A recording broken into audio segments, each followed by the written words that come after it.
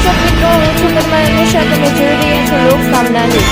તો જોઈએ આજના સમાચાર અમરેલીથી અમારા રિપોર્ટર સતીશ રાઠોડ સાથે.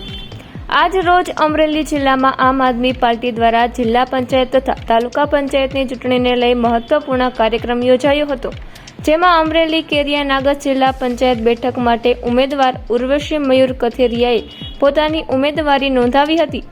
આ પ્રસંગે પૂર્વ કામરેજ તાલુકા પંચાયતના વિપક્ષ નેતા જેડી કથેરિયા વિશેષ ઉપસ્થિત રહ્યા હતા. તેમની હાજરીમાં તાલુકા અને જિલ્લા પંચાયતના અન્ય ઉમેદવારોએ પણ પોતાના ઉમેદવારી ફોર્મ ભરી રાજકીય મેદાનમાં ઉતર્યા હતા. આમ આદમી પાર્ટીના કાર્યકરો અને આગેવાનો મોટી સંખ્યામાં હાજર રહ્યા હતા અને ઉમેદવારોને શુભેચ્છાઓ પાઠવી હતી. આવનારી ચૂંટણીને ધ્યાનમાં રાખીને પાર્ટી દ્વારા જન સમર્થન મેળવવાના પ્રયાસો તેજ કરવામાં આવ્યા છે. તો ફરી મળીશું એક નવા સમાચાર સાથે. ત્યાં સુધી જોતા રહો લોક સામના ન્યૂઝ.